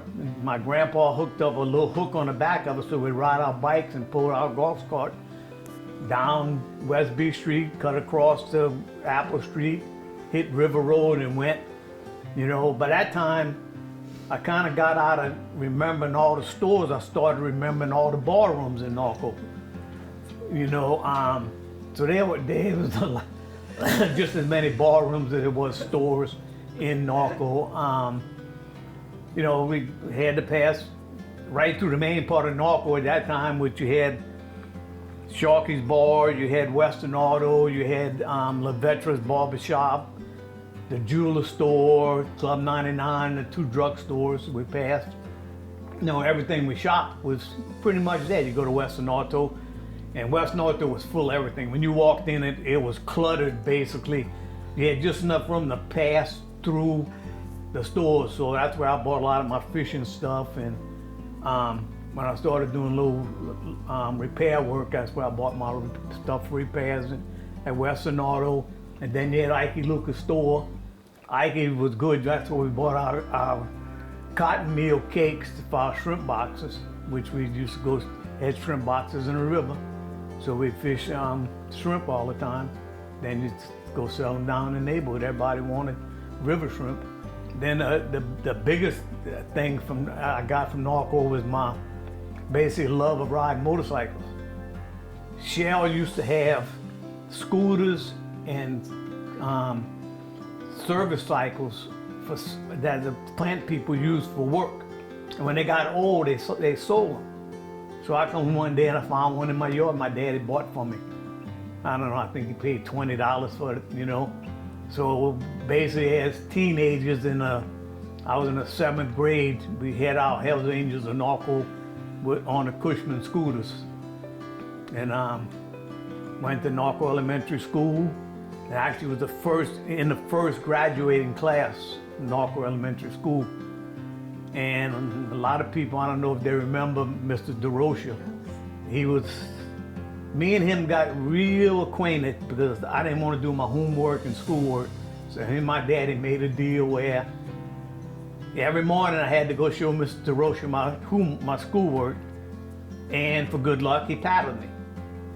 In the evening before I got on the bus, I had to go show him my assignments that for night.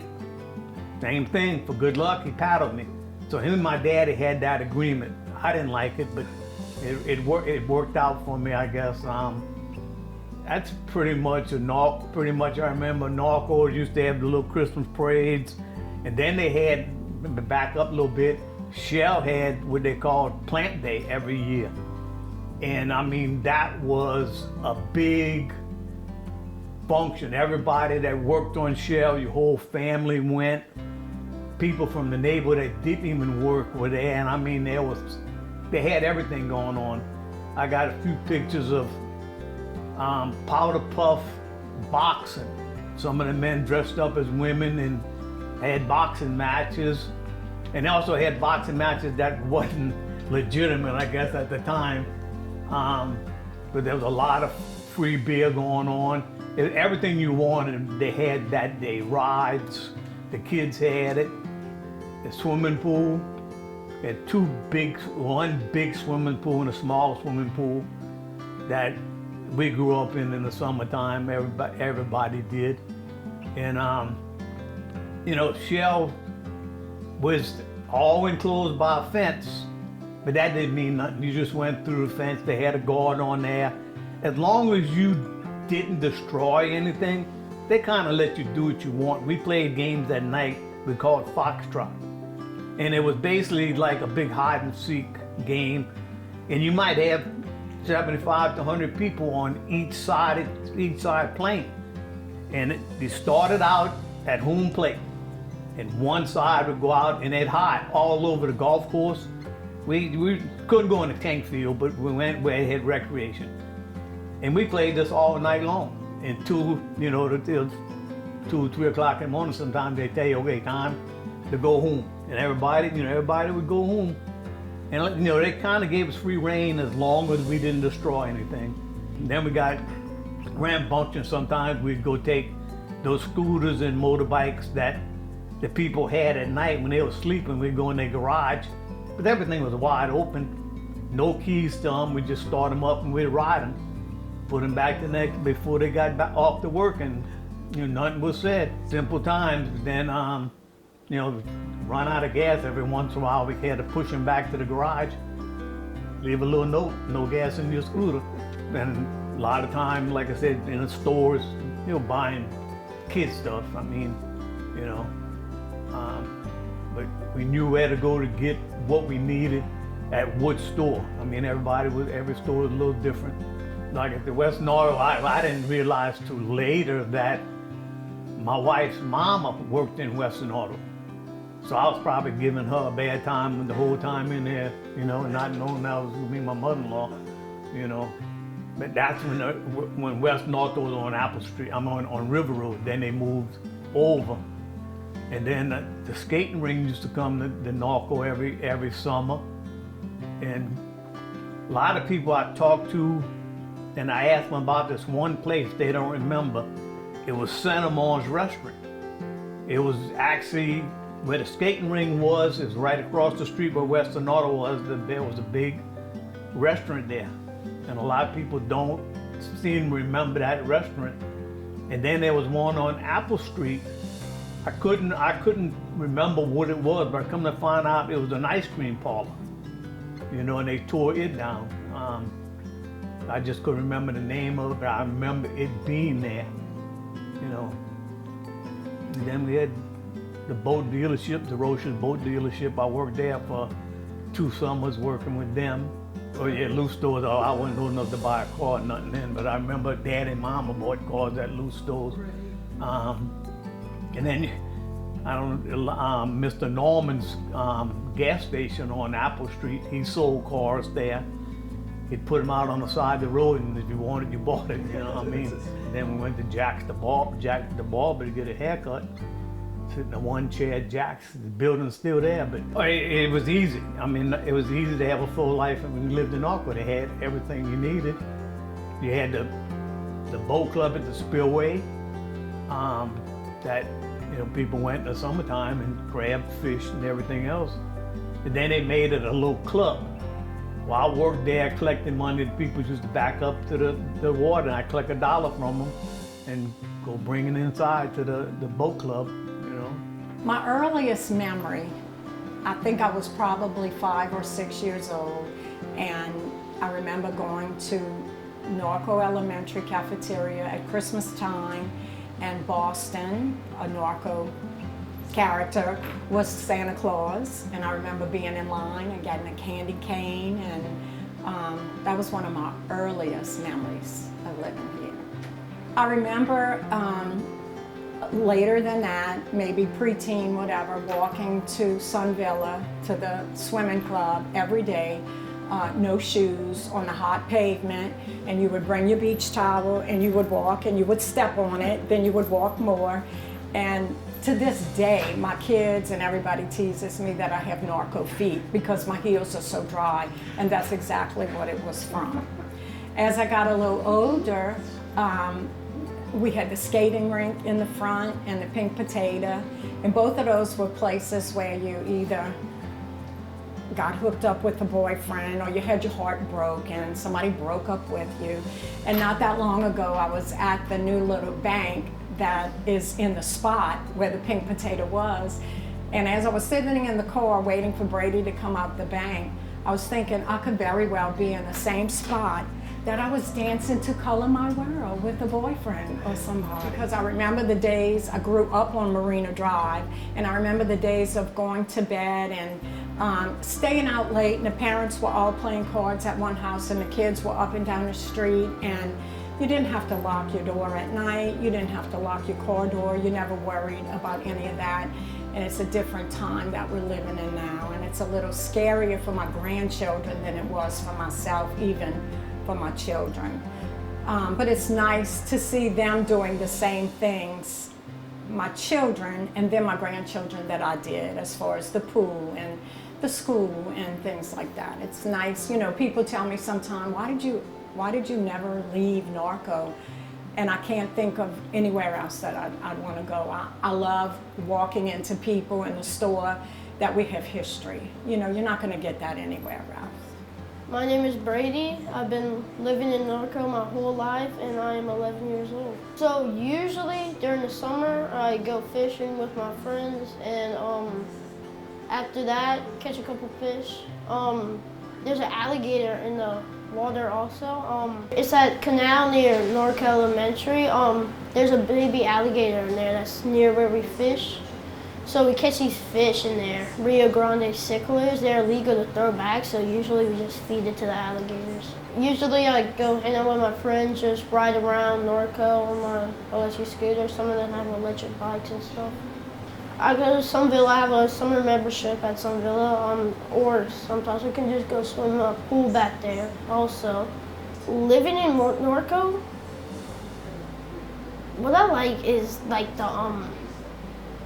the pond, Lake Pontchartrain.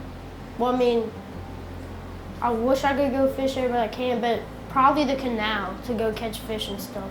Just grab my pool and then I could just ride my electric scooter there and go fish. So usually I just go like hang out with my friends. Sometimes I let them into my room, play video games in my room or downstairs usually.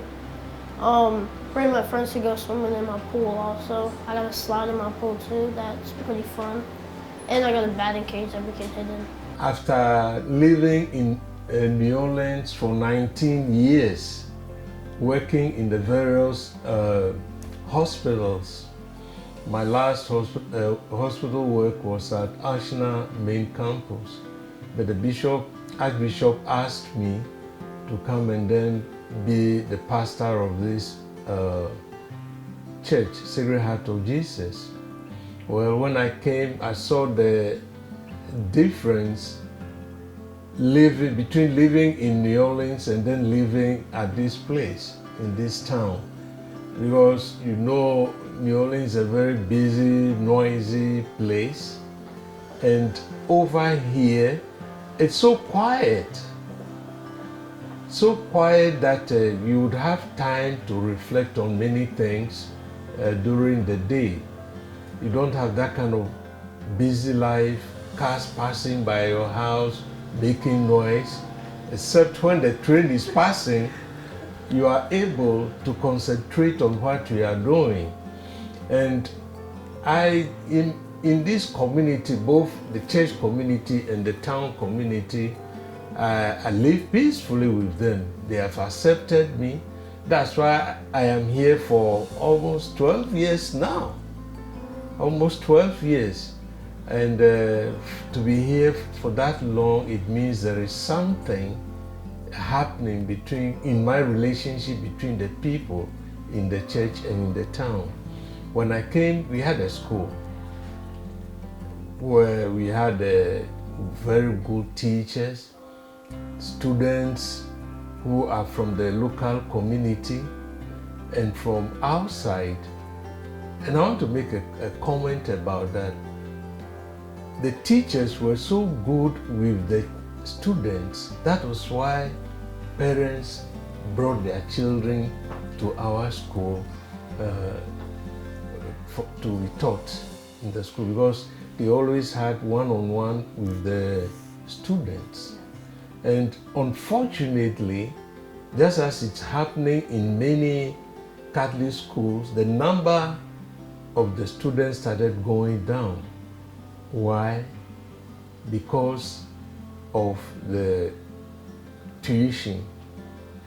Secondly, because my greater part of the students who were here started moving up to high schools, and with the tuition getting higher and higher, the registration also was going down. So at a certain time, the Archdiocese asked me whether we could close the school, and I said no. It took about 3 years, even though the number was not up to what the Archdiocese wanted, they still allowed us to keep the school. And it was because of the fact that the school didn't actually depend on the parish financially, unlike other parishes where the schools would be asking the parish, give us 50,000, give us 40,000 every year. They didn't bother me at all with that because they were financially sound. Everything was, but unfortunately, the numbers still kept going down, so we had to close it, which really was something I didn't want to do, because whenever I went to the school, it was only Father Ed, Father Ed, Father Ed. You see these little kids running around. And we had very good teachers too, very, very dedicated teachers. And then the parishioners are also really dedicated. And as I said, if they had not accepted me, I wouldn't be here for so many years. But because they are good, I believe I have good relationship with them. Because anything that I wanted them to do, I asked them to do. I mean, you see a lot of them coming to do it. And what impresses me so much about them is the commitment that they have. We could be spending thousands and thousands of dollars on repair works on the school, on the church, and then here. But there are some men who have dedicated themselves. They told me, Father, we will do it. So every Tuesday, they are here repairing something. Things that we could pay for, say $10,000. These guys would come up and do and correct the situation. And that, I mean, I'm really, really pleased with it. Because I don't hear these kind of things from other parishes. But these people are so dedicated. Whenever I call them, they are here too. And then the parishioners themselves too.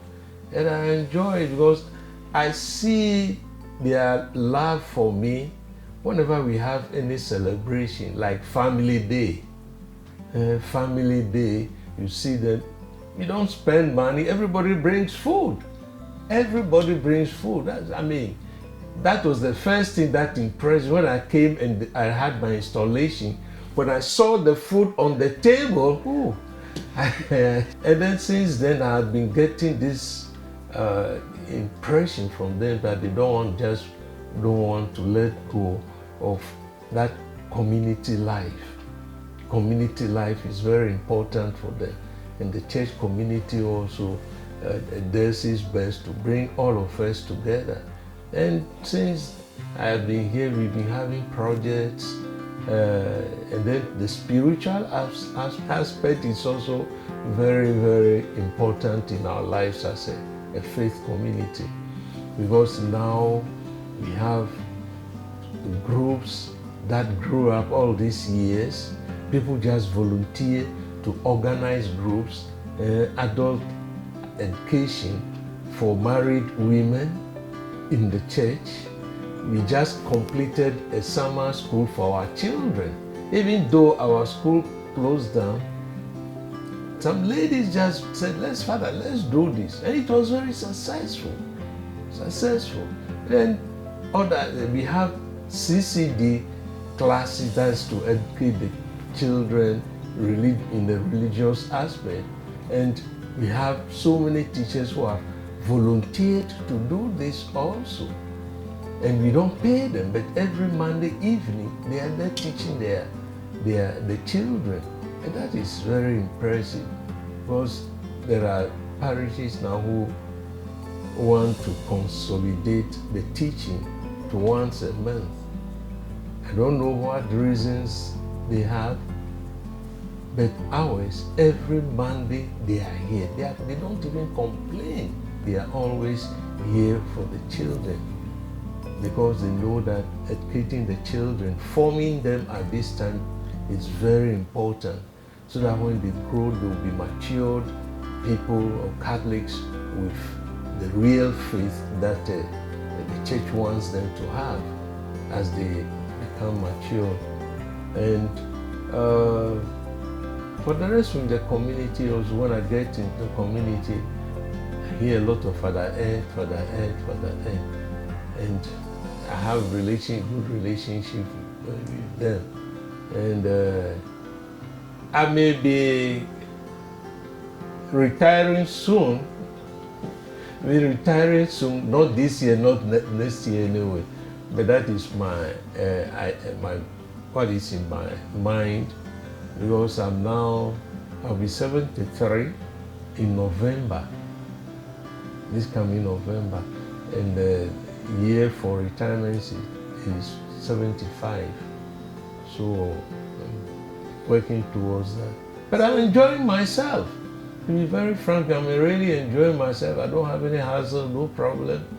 And when they see me, say, hey, Father Ed, it brings joy into my life. I grew up in Norco my whole life.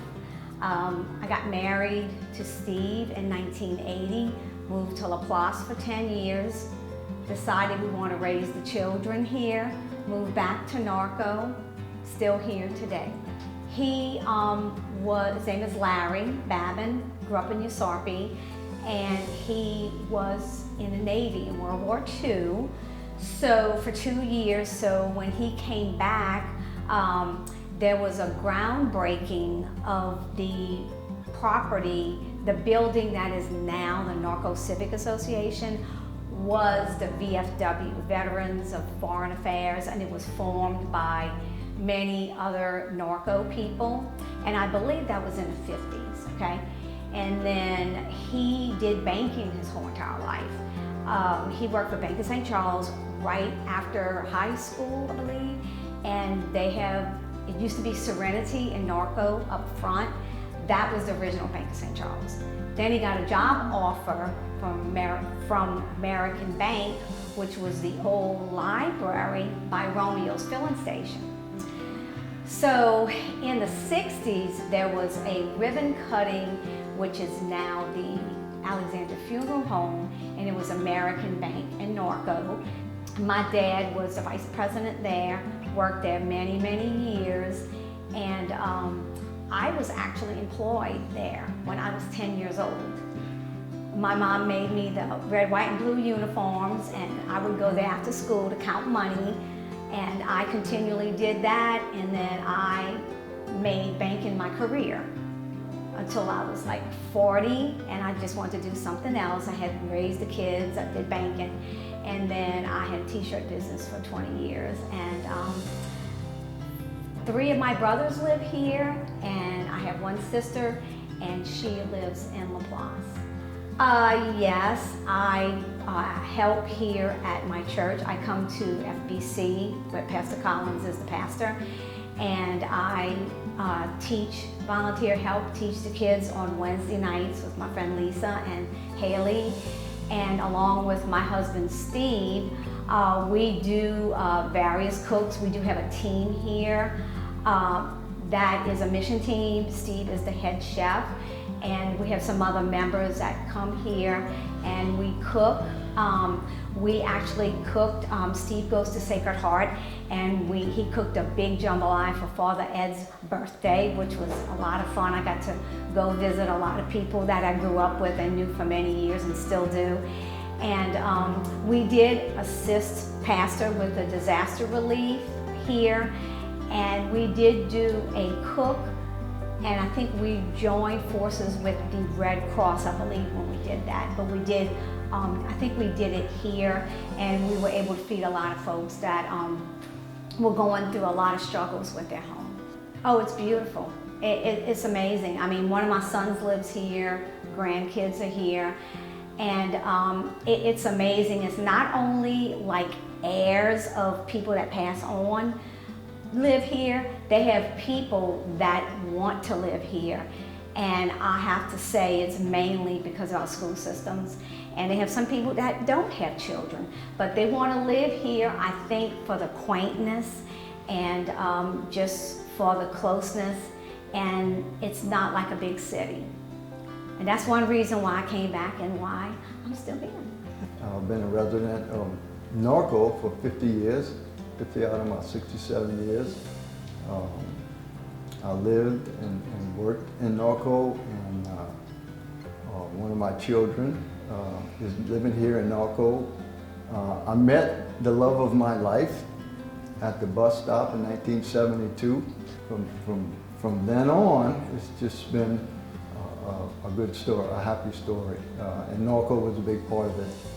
Like I said, I worked here all my life, I lived here all my life, and I plan on living here all my life. You know, when I went to high school, you know, I decided that I was not a college person. So I said, I'm gonna follow in my grandfather's, both my grandfather, Hippolyte Trepanier and Slats Robichaud, they both worked at Shell. And my dad worked at Shell for 37 years, and then I basically followed in their footsteps. I worked for 37 years, been retired for 11 years now.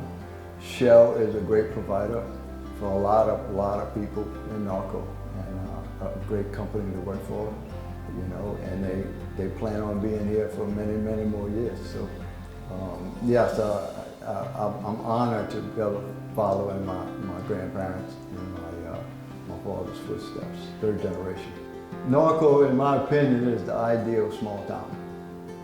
It has everything you need. It has places of worship, it has schools, it has stores, restaurants, and we have this spillway, okay? That's where I grew up. When I moved here in 1965, after Hurricane Betsy, we moved here, we went to school at Sacred Heart, we went to Destrehan, but I lived in the spillway. You know, people may remember the hill. I don't know if people remember the hill. That's where all the kids in Norco went. And it was a big giant hill when you rode your bike up it and you went down these steep cliffs and stuff. Unfortunately, it's not there anymore, but I can vividly remember that experience. It was a hoot.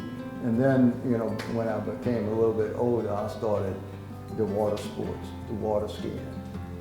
And I was literally out in that spillway every day of the week. You can ask my wife. We almost got a divorce over it. But anyway, I was out there all the time, and then she kind of shut me down and said, no, you can't go 7 days a week. You can go 5 or 6. But yeah, it was fun. I mean, you know, I don't know how much fuel I burnt in that spillway. You know, we just had a ball, you know, and then when my kids came of age, you know, we continued, you know, I taught them how to water ski, and it's just a great place to spend recreational time, you know, and you know, you got canoeing, kayaking, fishing, hunting, all right there, you know. That's why I say Norco is just the ideal small town to live in. It's safe, you know. you have little to no crime. You know, every time I open a newspaper, there's no crime in Norco. It's in other parts of the parish, you know. So for all the new families coming in with all these kids, you know, it's just the ideal small town. My dad was in the process of building our home on Spruce Street. You know where that is, yes. Right behind you. So anyway, Betsy came through and it did a number on the house, and I can remember vividly my mom passing by it that morning and crying, you know, because of the damage. But you know, my dad just said, we're going to just rebuild it. And he hired all the kids in the neighborhood to clean the bricks. We were paid 1 cent per brick to clean all the bricks, and they were going to put these bricks back on that house. And then he rebuilt it, and we moved in 65, and it's still there today. So that was an experience.